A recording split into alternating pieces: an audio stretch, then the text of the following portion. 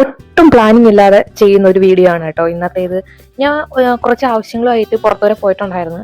അപ്പോൾ ഈ ആർട്ടിഫിഷ്യൽ കണിക്കൊന്ന മേടിക്കാൻ വേണ്ടിയിട്ട്, വിഷു ടൈം അല്ലേ, ആ ഒരു ആർട്ടിഫിഷ്യൽ കണിക്കൊന്ന മേടിക്കാൻ വേണ്ടിയിട്ട് എന്തുമാത്രം ആൾക്കാരാണ് വരുന്നതെന്ന് എനിക്കിപ്പോഴാണ് മനസ്സിലായത്. കാരണം ഇത്രയും കണിക്കൊന്നയ്ക്ക് നമ്മുടെ നാട്ടിൽ ദാരിദ്ര്യം ഉണ്ടെന്ന് എനിക്കത് കണ്ടപ്പോഴാണ് മനസ്സിലായത്. സത്യം പറഞ്ഞാൽ എൻ്റെ വീടിന്റെ പരിസരത്തും കണിക്കൊന്ന കാണാനില്ല, അത് വേറൊരു സത്യം. അപ്പൊ ഞാനും ഈ ഒരു ഫ്ലവർ എവിടെ നിന്ന് തപ്പി കണ്ടുപിടിക്കും എന്നൊരു അവസ്ഥയിൽ ഇരിക്കുമായിരുന്നു. അപ്പൊ ഇത്രയും പേര് ഈ ആർട്ടിഫിഷ്യൽ ഫ്ലവർ മേടിക്കുന്ന ഒരു ടൈമിൽ നമുക്ക് എന്തുകൊണ്ട് സ്വന്തമായിട്ട് ഇത് ചെയ്തുകൂടാ എന്നൊരു ചിന്തയിൽ നിന്നാണ് കേട്ടോ ഇന്നത്തെ ഈ ഒരു വീഡിയോ ഉണ്ടായത്. അപ്പോൾ നമുക്ക് ഒട്ടും താമസിക്കേണ്ട, കയ്യിലുള്ള കുറച്ച് പേപ്പർ എടുക്കുക, അക്രിലിക് പെയിന്റ് അടിച്ചെടുക്കുക, യെല്ലോയും ഗ്രീനും അടിച്ചെടുക്കുക, അതിൽ പെറ്റൽ വെട്ടിയെടുക്കുക. ആദ്യം ഞാൻ വരച്ചിട്ടായിരുന്നു ആ പെറ്റൽസ് വെട്ടിയെടുത്തിട്ടുണ്ടായിരുന്നത്. അപ്പോൾ അതത്ര നല്ല ഒരു മെത്തേഡായിട്ട് എനിക്ക് തോന്നിയില്ല.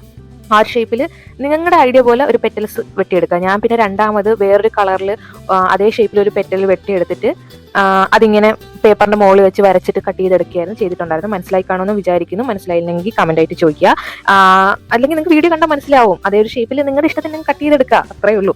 പിന്നെ ഇതുപോലെ ഒരു ഫ്ലോറൽ വയർ എടുത്ത് അതിന്റെ എൻഡ് ഒന്ന് വളച്ചെടുത്തിട്ട് അവിടേക്ക് ഒരു പേപ്പർ വെച്ച് ചുറ്റി, നൂല് വെച്ച് ത്രെഡ് വെച്ച് ചുറ്റി കൊടുത്തതിന് ശേഷം പിന്നെ നമ്മുടെ പെറ്റൽസ്, ഒരു പൂവിന് 4 പെറ്റൽസ്, അതാണ് നമ്മുടെ കണക്ക്. അങ്ങനെ വെച്ച് ചുറ്റിയെടുക്കുകയാണ് ചെയ്തിട്ടുണ്ടായിരുന്നത്. ആദ്യം ചെയ്തപ്പോൾ ഫ്ലവറിൽ മേലോട്ടായി പോയി ആ നടുക്ക് ചെയ്ത സംഭവം. പിന്നെ ഞാൻ ഒന്നുകൂടി താത്തി വെച്ചിട്ട് പെറ്റൽസ് മാത്രം മേലോട്ട് വരുന്ന രീതിയിൽ ട്രൈ ചെയ്തെടുത്തപ്പോൾ ആ ഫ്ലവർ കാണാൻ നല്ല ഭംഗിയുണ്ടായിരുന്നു. പിന്നെ നമ്മുടെ കോട്ടൺ സെന്ററിൽ വെച്ചിട്ട് കുറച്ച് ബഡും കൂടെ ചെയ്തെടുത്തിട്ടുണ്ട്. ആ ബഡ് ഞാൻ ഇതുപോലെ 3 ടൈപ്പിൽ ചെയ്തെടുത്തിട്ടുണ്ടായിരുന്നു, 3 സൈസിൽ ചെയ്തെടുത്തിട്ടുണ്ടായിരുന്നു. ഇനിയിപ്പോൾ എന്താ, ഒരു നീളമുള്ള ഫ്ലോറൽ വയർ അങ്ങോട്ട് എടുക്കുക. നമ്മൾ ഈ ചെയ്തു വെച്ചിട്ടുള്ള സംഭവങ്ങളെല്ലാം അതിനകത്തേക്ക് ഗ്രീൻ ടേപ്പ് ഉപയോഗിച്ച് ചുറ്റി കൊടുക്കുക.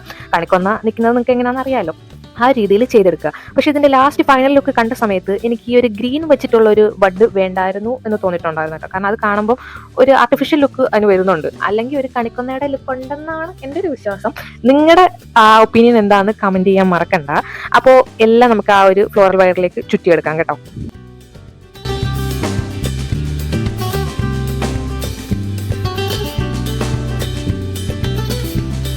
അപ്പോൾ ഫൈനൽ ലുക്ക് കണ്ടാലോ, എങ്ങനെയുണ്ട്? കണിക്കുന്ന പോലെയൊക്കെ ഉണ്ടോ? നിങ്ങളുടെ അഭിപ്രായം കമന്റ് ആയിട്ട് പറയാൻ മറക്കണ്ട. ഒപ്പം ചാനൽ ലൈക്ക് ചെയ്യാനും സബ്സ്ക്രൈബ് ചെയ്യാനും മറക്കരുത് കേട്ടോ. അപ്പോൾ നെക്സ്റ്റ് വീഡിയോയിൽ കാണാം.